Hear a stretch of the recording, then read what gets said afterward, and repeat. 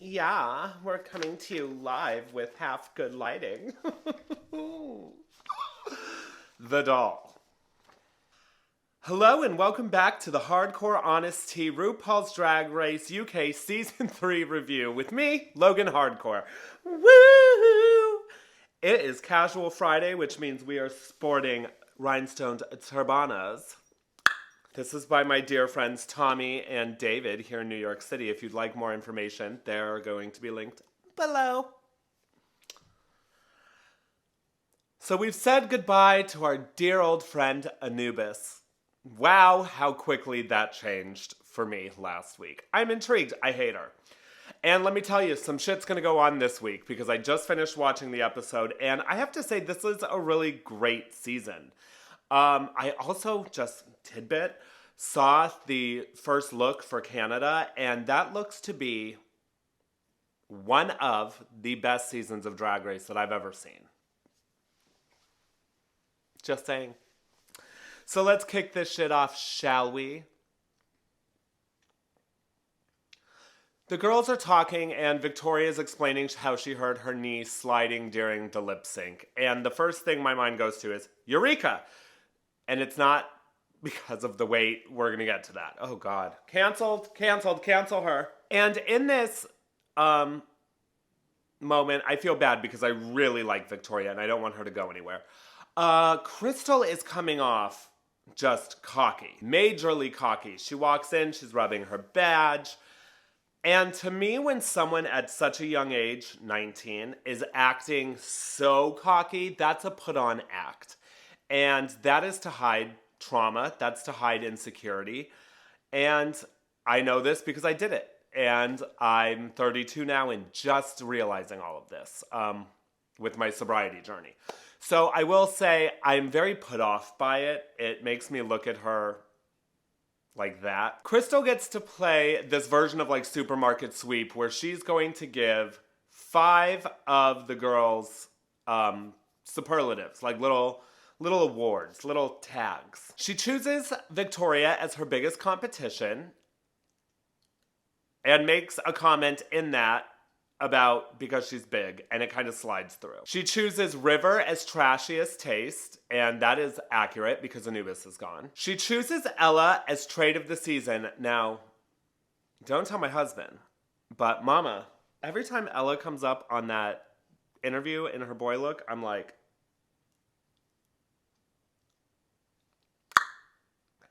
hello, Ella. The most out of date goes to Victoria Green, and not Victoria, oh my God, her name's Veronica Green. Veronica Green. I really don't like her, and I agree with this. And the bug off, which I guess is, bug off. Oh, I get it. It's like fuck off. That award got given to Elektra, which is timely. There's so much shade this episode, but just in the first 10 minutes, one of the biggest, shadiest moments is Rue says to Krystal, you named Victoria your biggest competition. Krystal says, no, not competition, just biggest. And then Rue says, yeah, it has nothing to do with the fact that she almost beat you in last week's lip sync. Now, 2 things. You do not call a woman fat.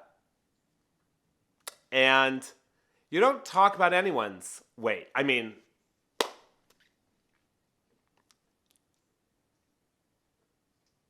pot kettle black.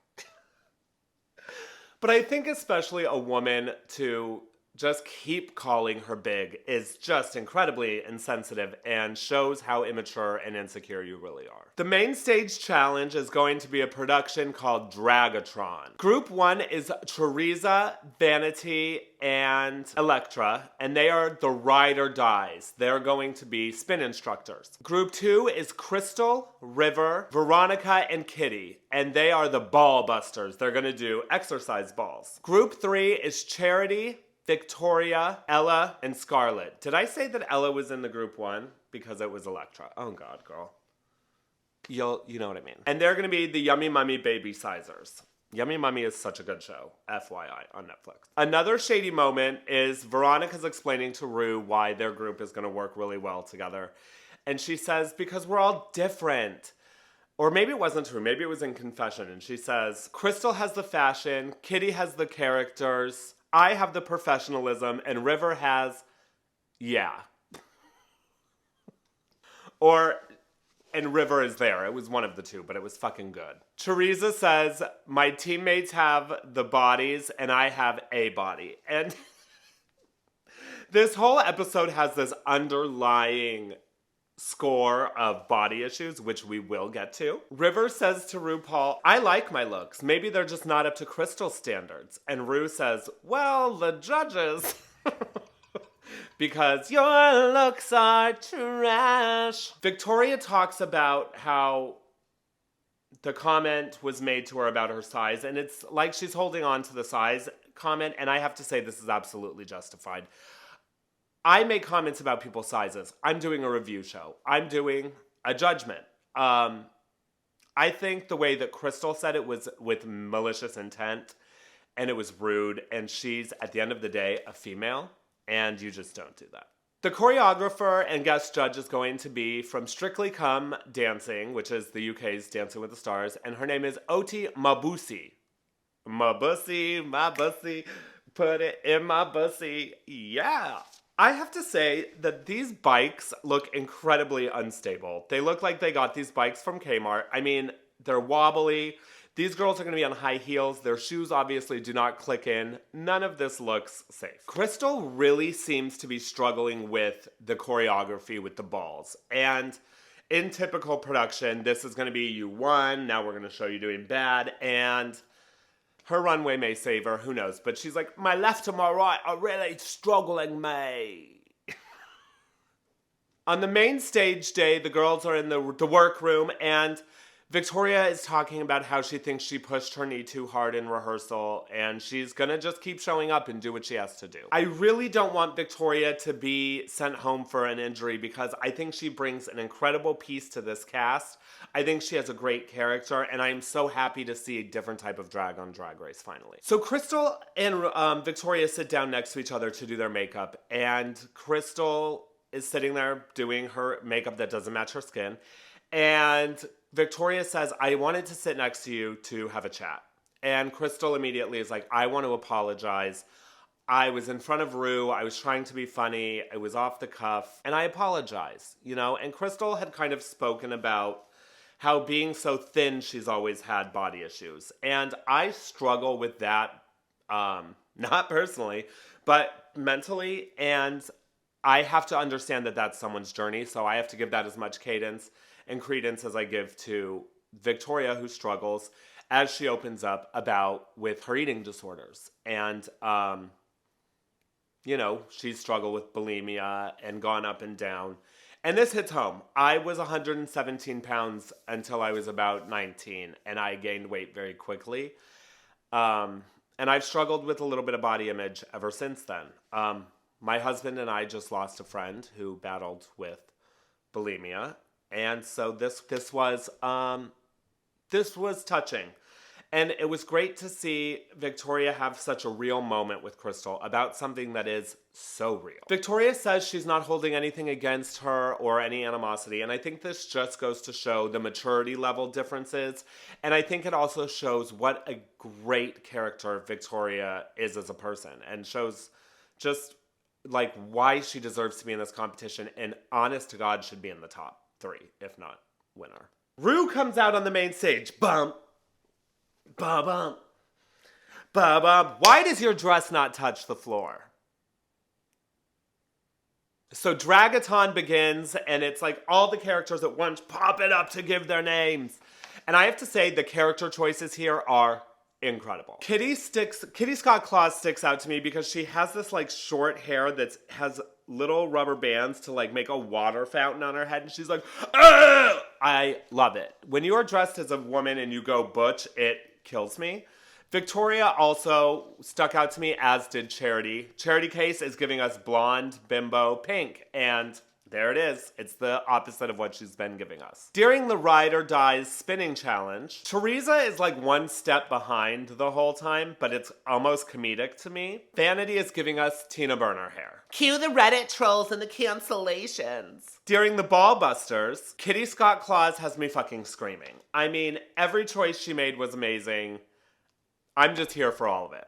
Maybe I was wrong about Sid. And after some struggle bus, Krystal seems to have gotten the choreography. During the Yummy Mummies, Charity is just lost, and they make no problem in production to show it with the editing. And Victoria is in a chair with a baby, like,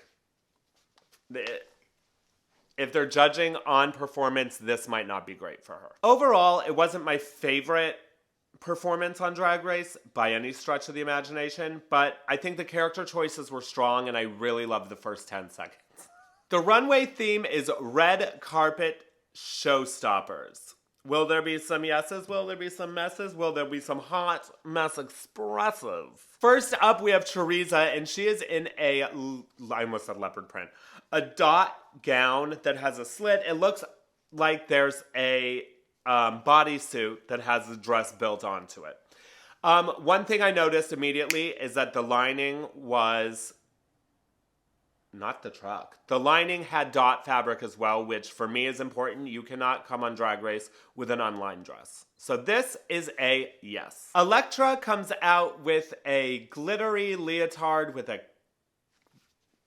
skirt and a hood. I like the hooded leotard. I'd wear that out of drag, but this, it just ate her up. It engulfed her. It looks like she borrowed it from her older brother or sister. Sis. It's a mess. Vanity has a sheer gown, which is pretty. Listen, I said it last episode, I don't expect the most glamorous things from the UK cast. But I hated the hair. The hair was Party City mess. I don't like it. And for that, I'm giving it a mess. Kitty Scott Claus comes out, and immediately I know the reference. It's the Marilyn Monroe dress with the bow on the back. I'm going to give this a yes because it's not horrible, but the top was ill fit, and I'm going to need some more than just pink baby doll. Here comes our fashion queen, Miss Krystal Versace, and she is in a emerald green leotard with a train, shoulders, breastplate, perfectly styled hair. She knows what she's doing. And although it is simple, it is executed well. It is high fashion. To me, I thought everything about it looked editorial. This is a yes. Here we go with River. She has a leotard with a train. Trend alert anyone. Leotards with trains. For her, this is great, so I'm going to say yes. Veronica comes out with a short yellow tulle dress in the front, and then it's a skirt of tulle in the back. This was very big 2 years ago. And she has horrendous brown lip liner and a horrible lamb chop wig. I thought she looked like shit. Mess. Charity comes out and she is giving us orange fringe gown with an orange wig with a little koi headpiece. There's rhinestones in the wig, and then there's a chicken feather boa, which threw the whole thing off. If she would have lost this boa, this would have been the best look on the runway by far, but the boa threw it off. It is still a yes for me, but that boa, girls, lose the chicken feathers. Ella Vaday comes out in a champagne gown. It's boring mess. Scarlet Harlot has a beautiful scarlet gown. I will say this, she does not look confident at all. She's hunched over. The wig is a little cockeyed. It's very Sid. It's yes, but I need some confidence. Victoria Scone is in a horrible red gown with sneakers. Her makeup looks off. It wasn't my favorite. It's a mess. Rue announces that the girls competed as teams but will be judged individually. Choriza, River, Ella, and Scarlett, as well as Victoria, are deemed safe. I think they just didn't want Victoria standing on the stage. The judges point out that Elektra was ahead of her group the whole time, which she was, and it was obvious. And that her outfit engulfed her, which is what I said as well, and not looking good, Elektra. Someone blow up the bouncy house. Michelle wants to see the crunchy bits of Krystal. Why do we have to see?